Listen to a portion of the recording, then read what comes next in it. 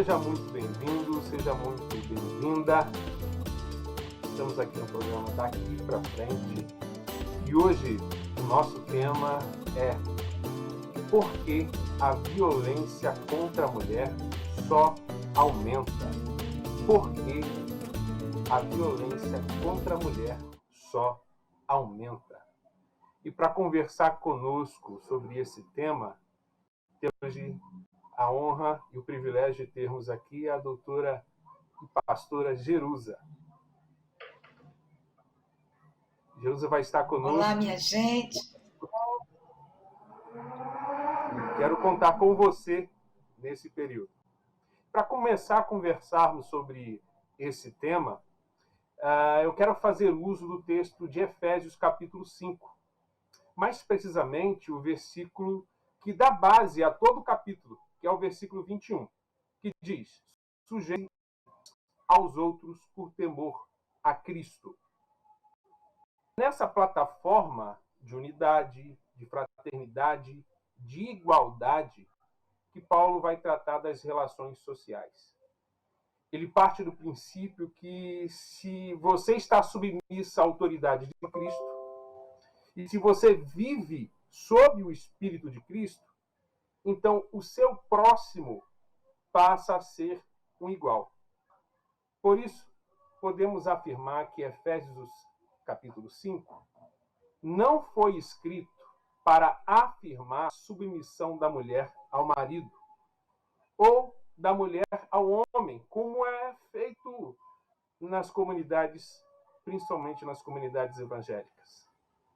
É uma ignorância, uma deturpação do evangelho, uma violência à palavra de Deus, porque não foi isso que o apóstolo Paulo disse.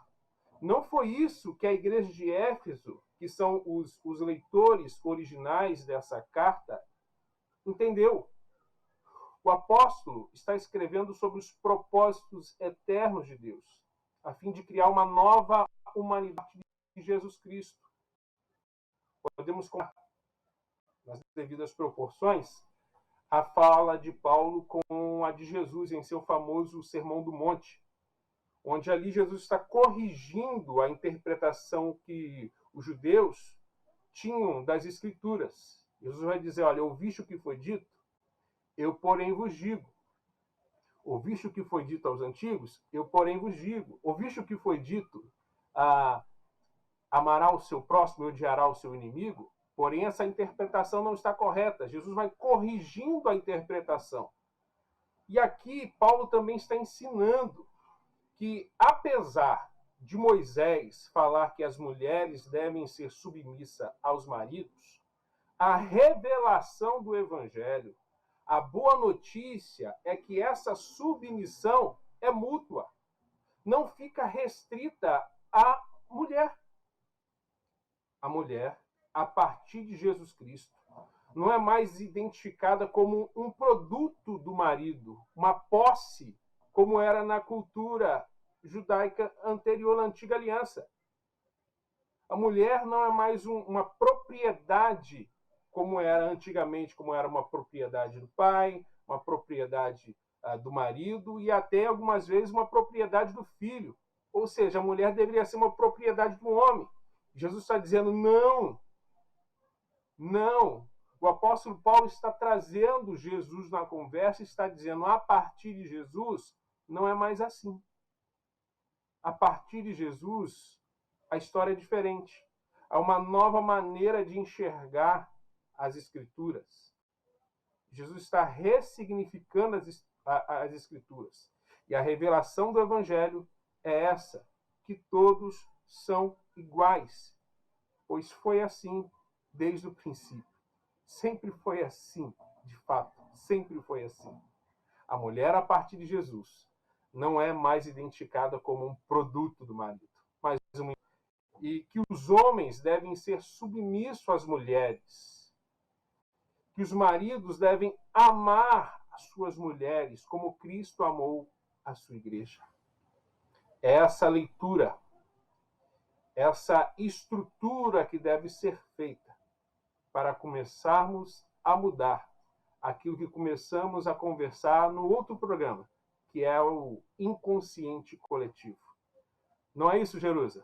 Precisamos mudar esse inconsciente coletivo. Concorda? Concordo plenamente. Eu estava pesquisando, e eu falei isso também no programa anterior. Boa tarde para todos, bom dia, boa noite, a hora que você estiver assistindo esse programa. Eu estava pesquisando sobre a fala, o que construiu esse inconsciente coletivo dos primeiros filósofos da antiguidade.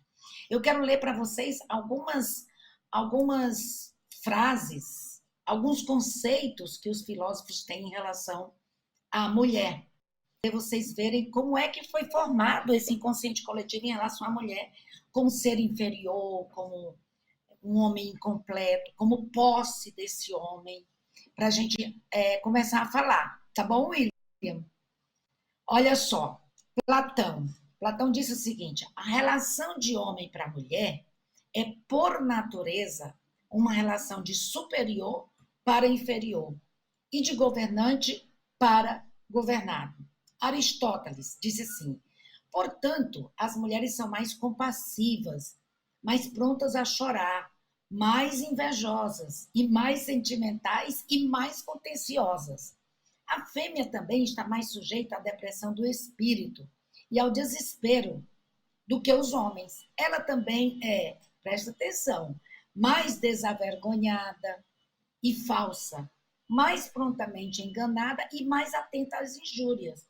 E eu acho essa frase agora, essa próxima, mais ociosa em geral, amigos e amigas. E menos excitável que o macho. Pelo contrário, o macho está mais disposto a ajudar e, como já foi dito, mais valente do que a fêmea. Essa fala de Aristóteles sobre a mulher, de dizer que ela é mais ociosa, todas as falas eu acho totalmente, discordo totalmente. Mulher mais invejosa, mulher mais contenciosa, mulher mais apegada, mais sujeita ao desespero do que o homem, né? E dizer que a mulher é mais ociosa. Se você for ver, eu já dei uma palestra sobre isso, mas se você for ver a quantidade de trabalho que a mulher faz, inclusive a mulher que trabalha fora de casa, e não tem a divisão das tarefas domésticas com o homem, a mulher, ela cuida do menino, ela dá banho, ela é mãe turista, ela leva para o inglês, ela leva para a natação, ela dá almoço para as crianças, enfim, eu não vejo essa mulher tão ociosa quanto Aristóteles falou. Pitágoras. O filósofo Pitágoras disse o seguinte, que a mulher era vista como um ser que se originou nas trevas. E Aristóteles diz que a mulher é um homem não completo. Para Aristóteles, todas as características herdadas pela criança já estavam presentes no sêmen do pai, que a mulher cabia somente a função de abrigar e fazer brotar o fruto que vinha do homem. E essa ideia foi propagada por toda a Idade Média. Bom, e aí tem Hegel, tem Rousseau, enfim, desde esses homens, esses primeiros filósofos e os primeiros pais da igreja, que eu nem vou ler aqui hoje, o que os pais da igreja pensam ou pensavam da mulher, que a mulher é mais enganada prontamente, tem uma labilidade emocional maior, isso aí também os pais da igreja, Agostinho, Tomás de Aquino, a gente já falou sobre isso no programa passado. Se você não assistiu, assiste o programa passado.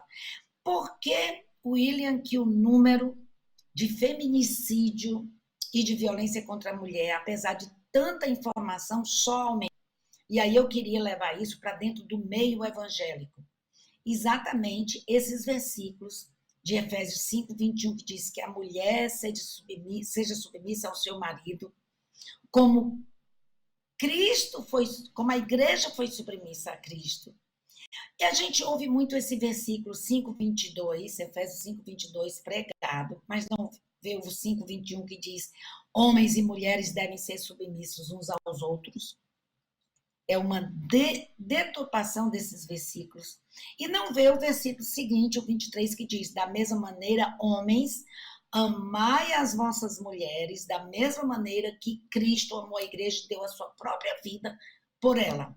Então, a gente vê o versículo do meio sendo pregado sobre a submissão da mulher, e essa ideia de que a mulher é posse do homem também vem da antiguidade, William. Essa que a mulher é posse do homem. A mulher.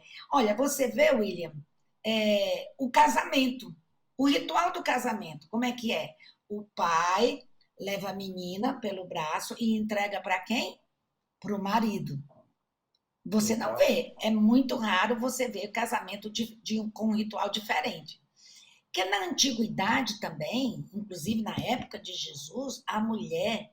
Você sabia que a mulher, até a 8ª geração de homens vivos, quando o marido morria, quando a mulher casava, mesmo que ela tivesse mais dinheiro do que o marido, o dinheiro era incorporado, passava do pai para o marido. Quando o marido morria, eles buscavam homens para herdar até a 8ª geração. E a viúva não tinha direito à herança até que 8 homens da sua família aparecessem para pegar a sua herança.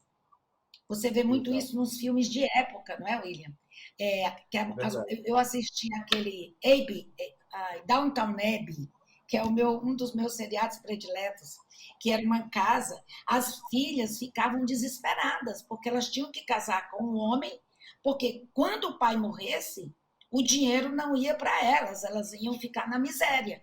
Então, era uma grande luta da mãe e do pai procurando homens ricos para casar as 2 filhas que eles tinham. Então, por que hoje a violência doméstica aumentou e não diminuiu?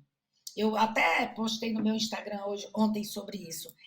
Hoje, infelizmente, muitas mulheres têm tido essa postura de que antes mal acompanhada do que só. A gente tinha aquele ditado, antes só do que mal acompanhada. Hoje não. Às vezes a mulher sabe que o homem é grosseiro, às vezes ela apanha do homem antes de casar, mas mesmo assim ela casa, porque ela casa pensando, ele vai mudar. E eu não sei se foi o Leonardo Boff que disse que o grande problema nos relacionamentos é que a mulher casa pensando que o homem vai mudar. E ele não muda. E o homem casa pensando que a mulher não vai mudar e ela muda. Então, as expectativas são frustradas nisso aí. Então, o meu conselho, né, para as mulheres é cheque bem como é que esse homem se relaciona com a sua família. E eles vêm tão bonzinhos, né? Eles dizem assim, ai, meu pai não me entende, minha mãe não me entende. E aí eles casam e eles são com a mulher e eles eram com a mãe, com o pai, com a sua família de origem. Quando olhamos essa história, né, é até desonroso para muitas famílias não terem gerado um homem. E, infelizmente, né, Jerusa, até mesmo hoje existem culturas que isso existe. É desonroso para uma família não ter gerado um homem. Se você tem entre a sua geração apenas mulheres, isso se torna uma desonra na sociedade, uma desonra para a sua família. Isso é um absurdo, o problema está na estrutura. Existem condições hoje sociais, existem condições hoje políticas, religiosas, que dão substâncias a essa estrutura feminicida a qual nos encontramos hoje. Quando eu falo a respeito de Jesus, que eu tento fazer esse paralelo com Paulo, é porque lá no Sermão do Monte, Jesus vai tocar um pouco a respeito disso. Quando ele diz, ouviste o que foi dito aos antigos? Quem mandar embora a sua esposa deverá dar a ela um documento de divórcio? Ou seja, Jesus está dizendo, olha, antigamente a esposa, a mulher, era uma propriedade sua. Mas agora não. Preste atenção.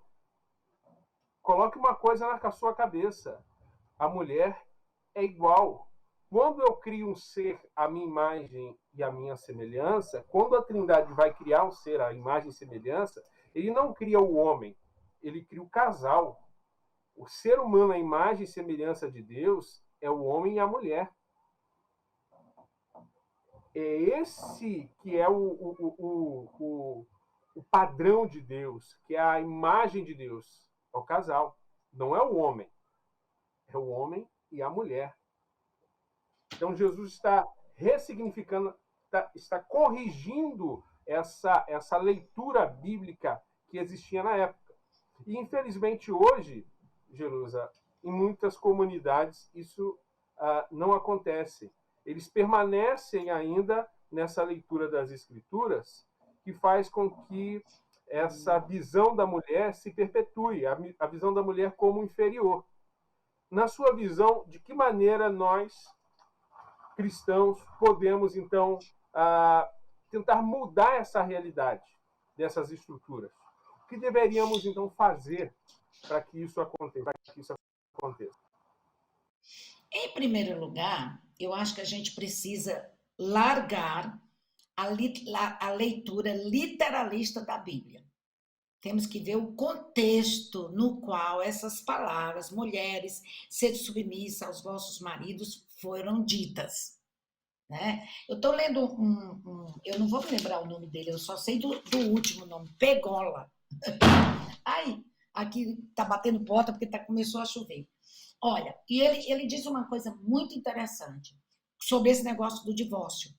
Ele diz o seguinte: Deus criou o varão e a mulher para que sejam uma carne, como pessoas chamadas a compartilhar o seu amor, a sua intimidade, sua vida inteira em comunhão total. Por isso, Jesus toma posição a favor das vítimas, pondo o privilégio de varões de repudiar as esposas a seu bel prazer, exigindo às mulheres uma vida mais segura, digna e estável. Quando Jesus diz que o divórcio só deve ser dado por causa da dureza do coração do homem, ele está, na verdade, preparando, protegendo as mulheres. Porque bastava o homem não gostar da cara que a mulher se acordava, ou do café da manhã, ele podia, a qualquer momento, devolvê-la para o pai. E o pai tinha que devolver o dote 3 vezes mais. E uma mulher divorciada naquela época, rejeitada pelo homem, não tinha valor nenhum. Então, a gente tem que romper com a leitura literalista da Bíblia. Temos que desconstruir esses versículos da submissão. Eu também já falei no programa anterior. A palavra submissão quer dizer debaixo da mesma missão. Deus criou o homem e a mulher e deu a eles dois a tarefa de povoar a terra, a tarefa de cuidar do mundo, de cuidar da natureza, aos dois. Pedro também falou, né, em capítulo 2, versículo 1 Pedro 2, 5 a 9, que ele fala do sacerdócio universal dos crentes, porque nós somos seletivos.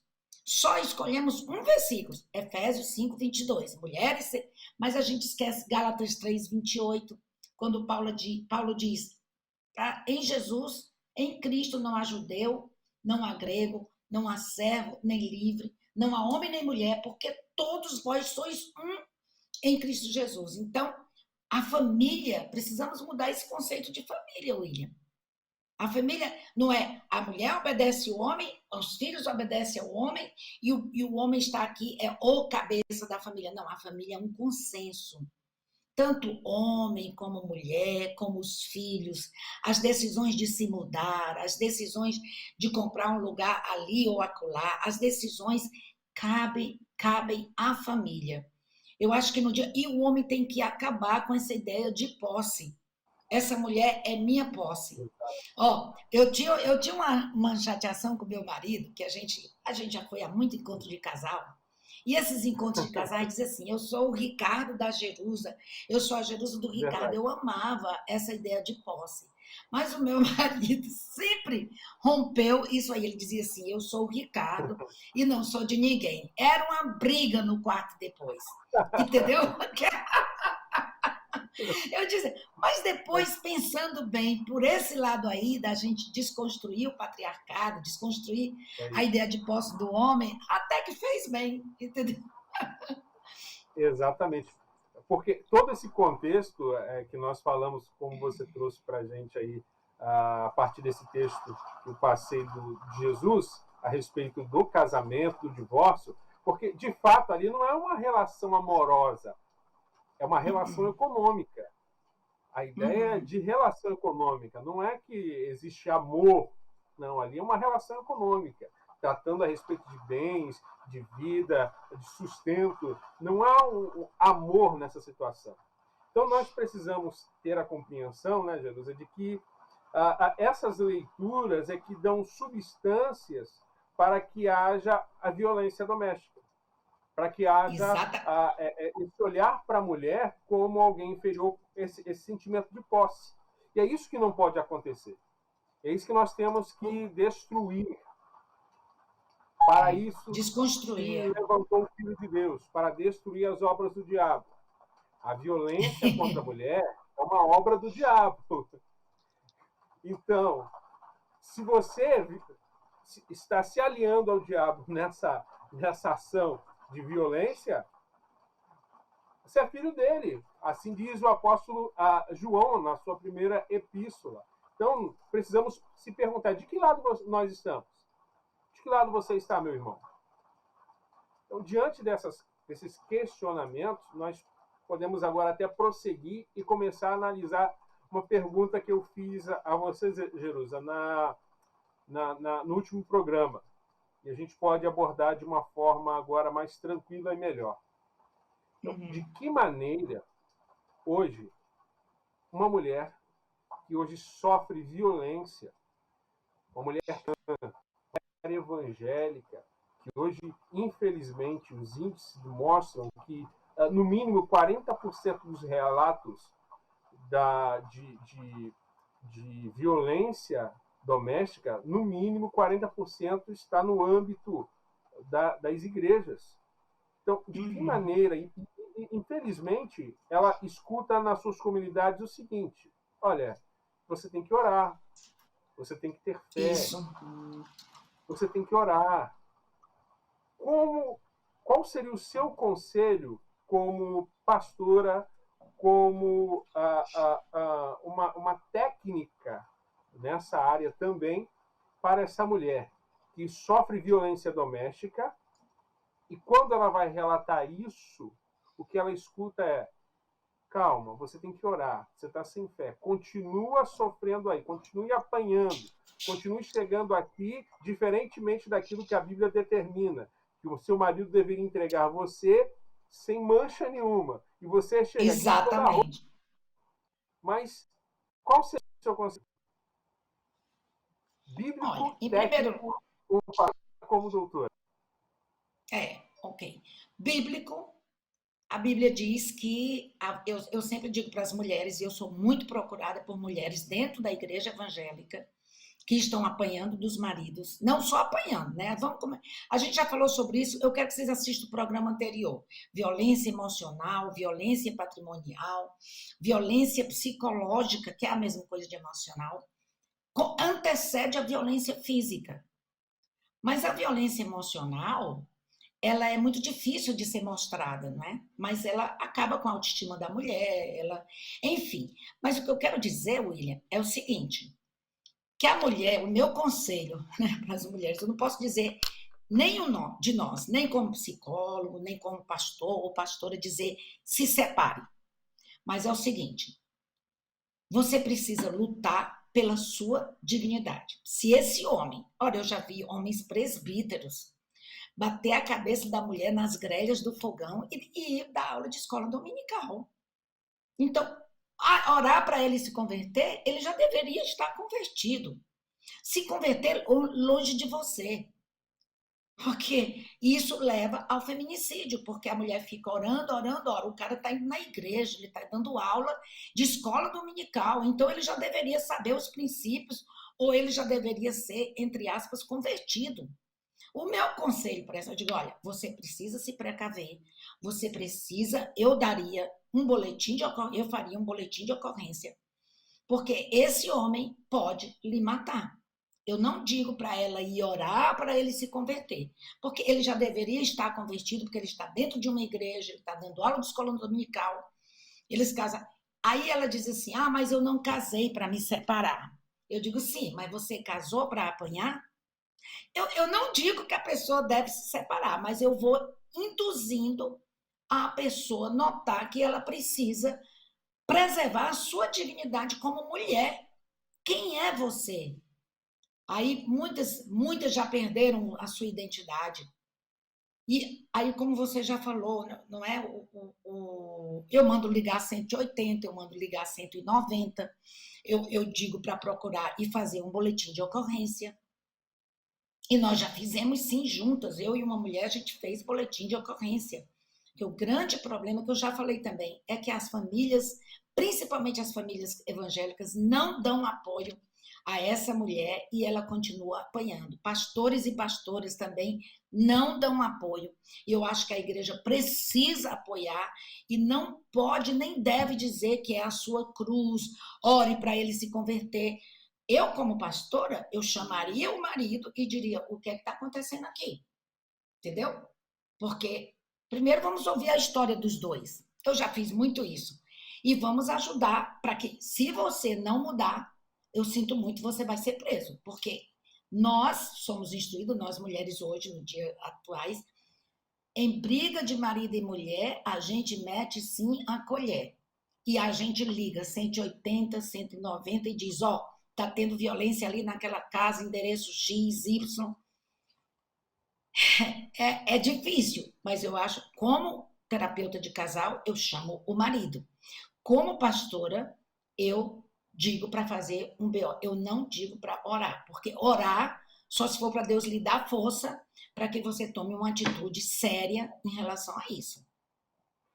Orar não é Olha, concorrência, né? Você pode orar e fazer o boletim de ocorrência, não tem problema algum nisso. William, eu estou escrevendo. Hoje eu estou terminando de escrever um livro sobre o divórcio. Eu estou nesse capítulo, empacada, no capítulo O que Deus uniu, não separe o homem, é o meu último capítulo para os evangélicos, porque o meu livro é de psicologia. Mas você sabe que tem uma mulher chamada Judith Wallerstein. Ela passou 10 anos acompanhando famílias que se divorciaram para ver o que aconteceu com os filhos. E ela chegou à conclusão, ela e toda uma equipe da Universidade da Virgínia, ela chegou à conclusão que os filhos criados numa família violenta sofrem muito mais sequelas do que os filhos com pais divorciados, mas que mantiveram os filhos, de certa forma, à parte de tomar partido. Entendeu? Então, a gente precisa tomar muito cuidado, porque a criança criada em um lar violento, ela pode ou se tornar uma pessoa agressora, ou ela pode se tornar uma pessoa sem identidade, com medo e sem querer, inclusive, ter nenhum relacionamento para casar, porque é uma criança que fica um adulto com a mentalidade, o emocional totalmente destruído. Jerusa, não existe nenhum casamento que seja superior à vida de uma pessoa. Não existe.